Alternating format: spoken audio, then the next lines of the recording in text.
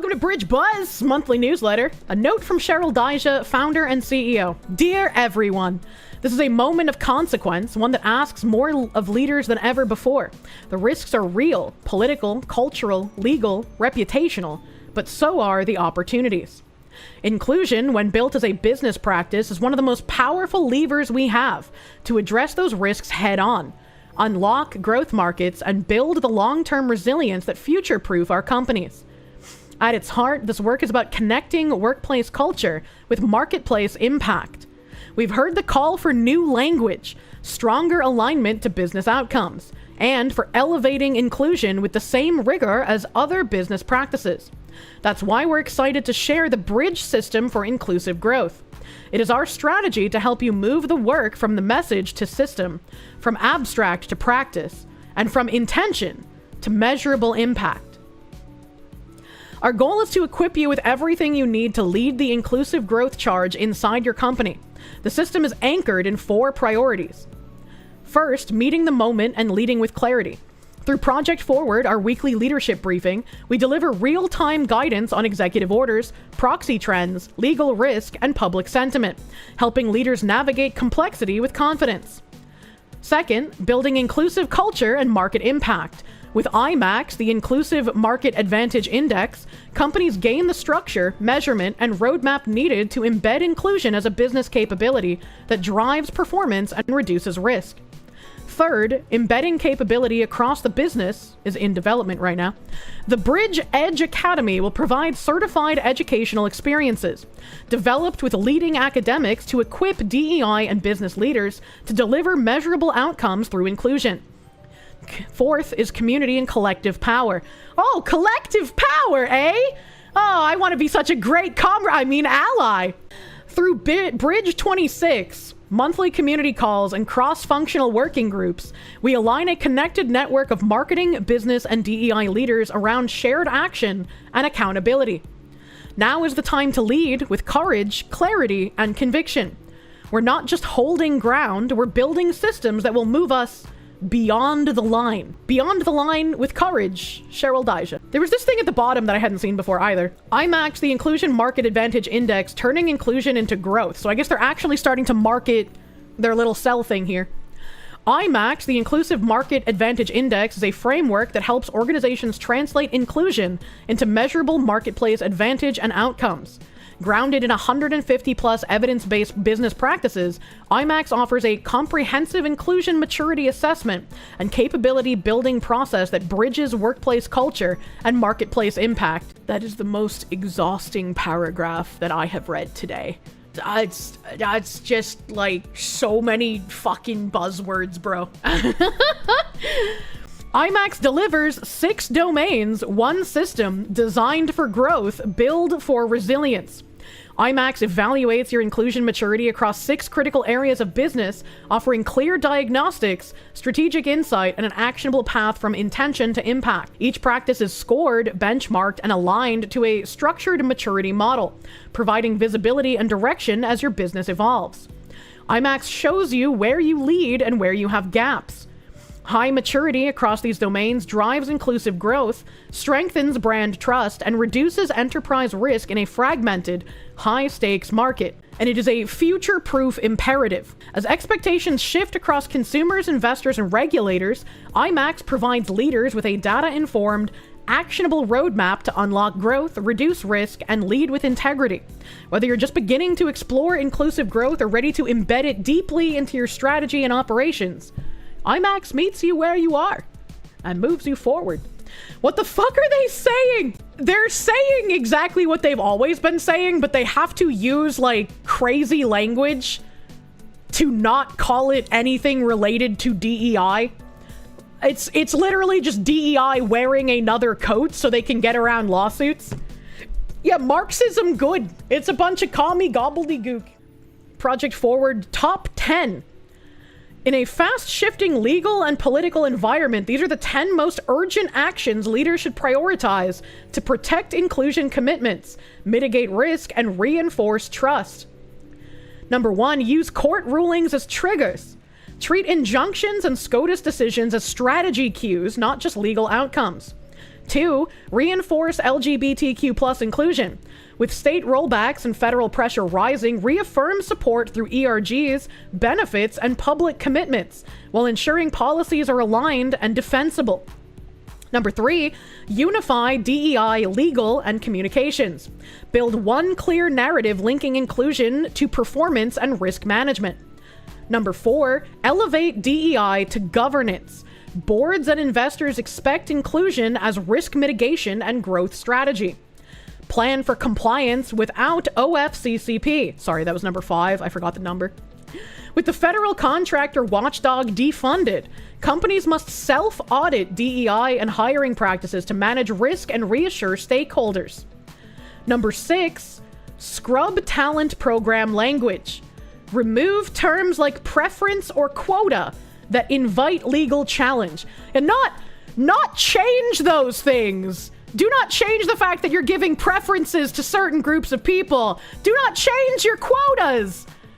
Scrub the language so you can't be sued. Wow, I'm so shocked that what they've been doing for years is what they continue to do. I really wish I could get Robbie Starbuck to read this shit, man. Prepare for proxy season backlash is number 7. Pre-draft responses tying DEI to brand equity, innovation, and value. If you get backlash, you should have responses ready to go. Trying to tell people that DEI is necessary for your brand innovation and value. Number 8, equip external-facing teams. Train marketing and service roles to spot flashpoints before they escalate. Number 9, frame DEI as risk management. Show how inclusion reduces legal, reputational, and operational risk. Which is really funny considering everything that they've been doing here, especially all of their Project Forward, like, fucking emails with the lawyers, like, telling people how to get around the legal stuff, shows that DEI is not risk management. Risk management would be getting rid of DEI. But if they're going to continue their cultural takeover, they have to frame DEI as the risk management and not as the risk. 10, stay consistent. Silence on DEI signals retreat, and consistency signals integrity. MasterCard told Steam that Steam was selling games that were high risk or some shit. Yep. Oh, that's cool. They put all of the previous fucking guidelines in here. That's really cool. Spotlight is better in denim. So this was the Gap denim advertisement that was done in response to Sydney Sweeney's jeans advertisement. And it just came off as, like, really fucking hostile. Key to Gap's campaign is a spot that features cat's eye and head-to-toe denim alongside a cast of dancers moving through genre-blending choreography to the tune of 2000's anthem, Milkshake. Dancers are seen moving in layers, with more joining throughout the spot in a metaphor for togetherness, while a circular formation is meant to symbolize community. News and resources. Forget the haters. DEI and pro-LGBTQ plus policies are good for business. The new research by the Human Rights Campaign and Whistle Stop Capital analyzes nearly 2 decades of CEI, Corporate Equality Index, and corporate data, revealing that the longer a large company has had LGBTQ plus inclusive policies in place, the stronger its financial results. That doesn't make any sense. I'm gonna be real. This seems like another McKinsey study, bro. That doesn't make any sense. I'm sure the organizations had no bias whatsoever. I kind of want to see what this is. This was penned by Greg Owen at LGBTQ Nation. No bias whatsoever. The president and right-wingers have rallied against it, DEI, but diversity helps companies retain customers and employees. Confronted by the current presidential administration's relentless politically motivated attacks on diversity, equity, and inclusion efforts across the federal government and in every corner of American society, from universities and research facilities to tech and the arts, one constituency is standing firm in its commitment to DEI, the country's most iconic corporations. A new analysis from the Human Rights Campaign indicates why DEI is good for business. Since the president took office in January, over 20 hostile shareholder resolutions were filed, demanding companies shed their commitment to DEI, including Visa, Deere, Boeing, Goldman Sachs, Levi's, American Express, Coca-Cola, Berkshire Hathaway, McDonald's, Amazon, Netflix, Walmart, Alphabet, American Airlines, Caterpillar, Best Buy, MasterCard, and Costco, according to Fortune. Filers of those resolutions criticized companies for all DEI policies and programs that grant or deny employment or advancement opportunities based on race, sex, or other protected characteristics. This rhetoric echoed the presidential administration's calls for terminating such policies, based on the racially prejudiced and misogynistic far-right disparagement of DEI programs. Chat, noticing reality and noticing when something is communism and is also bad is actually just misogynistic far-right disparagement and being racially prejudiced. Today I learned it's racially prejudiced to tell minorities, hey, you actually can compete with white people. You don't need a leg up for you're not lesser than, is apparently racially prejudiced. Reality has a right-wing bias. It's crazy, bro. And also, very interesting how the companies listed who had like shareholder resolutions filed, how many of these are either directly involved with Bridge or were promoted as having dropped DEI on Twitter when they did literally no such thing. It's a little funny. But across these annual meetings, shareholders representing over $9.8 trillion in value have voted with management to continue DEI policies and programs. These decisions weren't based on altruism alone, if at all. HRC's study backs up previous research demonstrating that companies embracing DEI are more profitable than their peers that don't. Some of those resolutions opposing DEI specifically called out HRC's Corporate Equality Index, CEI, a leading benchmark for LGBTQ+ workplace inclusion. The new research by HRC and Whistle Stop Capital analyzes nearly 2 decades of CEI and corporate data, revealing that the longer a large company has had LGBTQ+ inclusive policies in place, the stronger its financial results. I like how they stopped it at 2 decades when it's been like the last 2 decades that if you notice reality, you lose your job. The analysis demonstrates that companies with high CEI scores saw greater cumulative revenue growth than low-scoring companies over a 15-year period.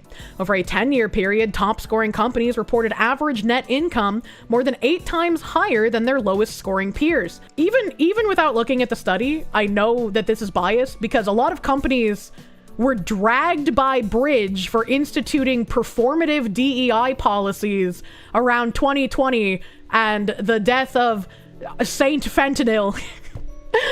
Like, it's mentioned in every single fucking article where they're just like, in the wake of the murder of George Floyd and the BLM protest, a lot of companies were doing performative DEI, but it shouldn't be performative. You need to be actually believing and actually performing the work.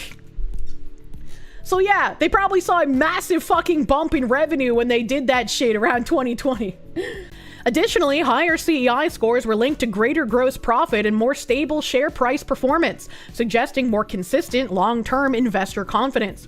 The findings debunk the political attacks on DEI as harmful to businesses, employees, and by extension, society at large. It is a cultural revolution.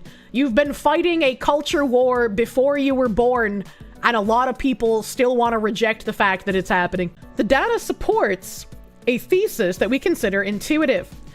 Companies don't grow by excluding talent or customers, said Meredith Benton, Whistle Stop Capital's founder.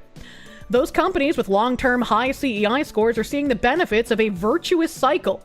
Companies with strong relationships to the Pride community have built valuable workplace cultures, reputations, and brands over time. The findings bear out previous studies on the beneficial impacts of DEI on businesses' bottom lines.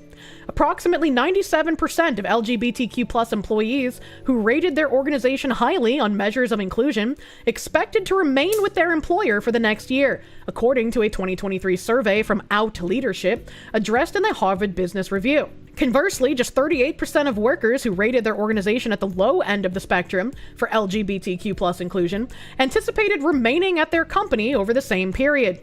You know what this says? 97% of LGBTQ+ employees who had a company that was dedicated to DEI expect to retain their jobs, whereas 38% of workers who do not have DEI and operate on meritocracy expect to keep their jobs. So that just tells me that in a meritocratic environment, there's a lot less dead weight. LGBTQ plus employees will drop you at the turn of a hat. Got it. The costs of employee attrition are a drain on profitability, while employees who can claim all aspects of their identity are much more likely to go the extra mile for and stay with their employer. I don't think anybody who wants to do good work really cares about having all of their identity showcased at work. When I worked at my insurance company, there was a guy there that I called Pokey Cuck, because Pokey Cuck, instead of wearing like our work lanyard, we had like ID cards to buzz into the clean rooms, and we had them on like work lanyards, right? And some of us had like a Christmas lanyard from work, so it was like red and green. Some of us had like a blue one that was the standard one. Some of us had like an Easter one, which had like, you know, the purple, pink, blue, yellow Easter colors. But they all had like our company branding on it, right? So you could have a different lanyard. But this guy, this is the only guy that did this. None of the other women, none of the other men, no one else did this.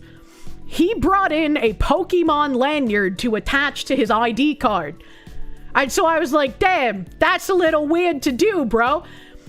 And then one day in the lunchroom, his girlfriend came in and knocked his lunch out of his hand after he took it out of the microwave and said he's not allowed to eat lunch today. And I was like, that's kind of weird. And then another day, his girlfriend was kissing a black man on the roof of his car. And I was like, oh. And then thus Pokey Cuck was born. And so that's just how I referred to him forever. Maybe you shouldn't bring every aspect of your identity to fucking work, bro. A Pokemon lanyard, fine, sure, a little weird, whatever, but letting your girlfriend cuck you is a huge L. The reason I had to bring up the Pokemon lanyard is because, like, he was purposefully trying to stand out, right? Like, he wanted to be noticed for, like, having a different weird lanyard. I love Pokemon, man. I love Pokemon, but I'm not gonna wear a Pokemon lanyard to work because then everyone's gonna look at me and be like, well, what the fuck are you doing? And I already had racism lobbed at me at that job. I didn't want to stand out any fucking more, dude. Even companies based in socially conservative states reap the benefits of DEI and LGBTQ plus inclusion. A 2023 study published by the London School of Economics showed the effect of LGBTQ plus inclusiveness on firm performance in traditionally red states is a net positive. At worst, neutral. This suggests that adoption of DEI does not have the detrimental repercussions that right-wing activists and social conservatives would have the public believe. I'm gonna fucking slam on my X button, you disingenuous ape. This new data confirms what we have long known. Fairness and inclusion power innovation and growth, said HRC President Kelly Robinson. That's why the HRC Foundation's Corporate Equality Index was born more than 20 years ago. When businesses embrace LGBTQ plus equality in their policies and practices, they're not just doing the right thing for their employees and customers, they're positioning themselves to outperform, out-innovate, and outlast their competitors. Yeah, no, that just doesn't really even make much sense. I'm gonna be honest to you. I'm gonna be real honest. You know how to cherry pick back into the email? Loud wins and quiet consolidation, why both matter for authentic disability inclusion. The 16% of the global population that is disabled isn't shrinking. It's growing more visible, more vocal, and more discerning about which brands deserve their loyalty. Yet only 1% of advertising includes disability representation. 98% of disabled people report that the media fails to reflect their reality. I remember reading that study about the intersection of disability and race, and how if we're truly going to be an intersectional society, we need to equate disability and race under an intersectional guideline. How brands can win big with inclusion strategy. Despite pushback against diversity initiatives, particularly in the United States corporate and higher education realms, brands tapping into consumers' desire for more diverse identity representation can reap substantial commercial advantages. Thank you, Bridge, for delivering this dystopian brief to me on a monthly basis. I appreciate it. Thank you, Cheryl Dijah.